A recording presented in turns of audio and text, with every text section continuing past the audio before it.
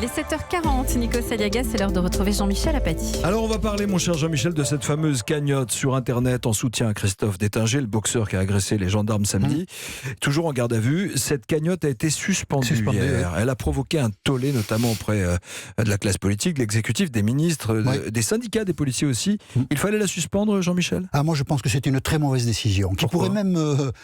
qui devrait nous mettre en colère, le fait de l'avoir suspendue. Cette cagnotte pour Christophe Détinger répondait à des valeurs que nous partageons, qui sont des valeurs de solidarité et de fraternité. Et les ministres, les responsables politiques, les leaders syndicaux de la police qui l'ont critiqué étaient davantage animés par un esprit de vengeance que par autre chose. Alors toutes ces affirmations-là, celles que je viens de faire, pour que vous les compreniez, il faut établir un calendrier assez précis de l'histoire de Christophe Détinger. Christophe Détinger agresse un gendarme samedi dernier à 15h sur une passerelle qui relie une rive de la Seine à l'autre. Mais ça n'est pas rien. 15h samedi, les images sont effrayantes, d'une violence insoutenable.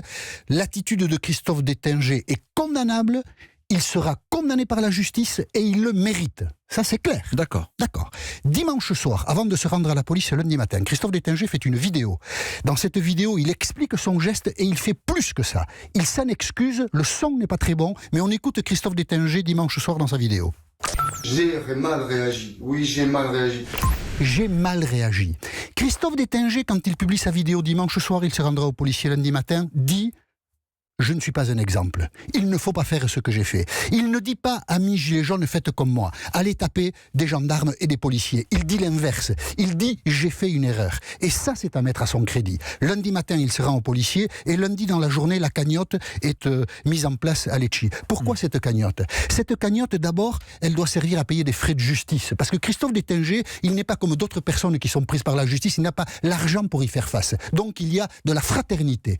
Là, de la part de gens qui vont verser de l'argent dans la cagnotte. Il s'agit de se défendre. Et puis cette cagnotte, elle a aussi pour but d'aider sa femme et ses 3 enfants. Parce que là, il n'y a plus de salaire, il y aura peut-être plus d'emploi demain. Donc c'est de la solidarité. Et les gens qui ont donné dans cette cagnotte, on ne peut pas les accabler, comme l'ont fait certains ministres, je trouve, je le dis comme je le pense, de manière totalement indigne. Alors certains syndicats ont pourtant dénoncé, une prime à casser du flic. Et ça, c'est Marlène Schiappa qui a dit ça, je trouve ça. Non, oui, et puis Majoubi aussi, peut-être les syndicats. Oui, mais c'est pas audible, ça ? Ah non. C'est pas une prime pour casser du flic, c'est une prime pour aider quelqu'un. Parce que quand on a un peu d'argent, on se défend. Quand on n'en a pas, on fait appel à la solidarité.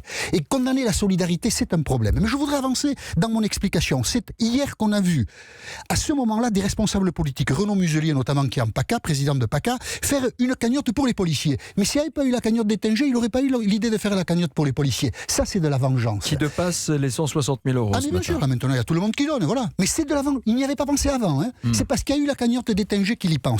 Moi, je pense que les gilets jaunes, depuis le début, posent un grave problème à la démocratie. Non pas par les revendications qu'ils posent, mais par le ton, la manière, la haine, l'intolérance qu'ils introduisent. Mais si on répond à leur intolérance par de l'intolérance, alors on y perdra tous. On ne sortira pas de cette crise. Qu'est-ce que ça dit sur l'état de notre pays aujourd'hui, Jean-Michel Apathy ? Ça dit, alors les gens qui ont cotisé à la cagnotte disent une méfiance terrible des institutions, et leur cracher à la figure comme on l'a fait en la suspendant, c'est la plus mauvaise chose qu'on pouvait faire.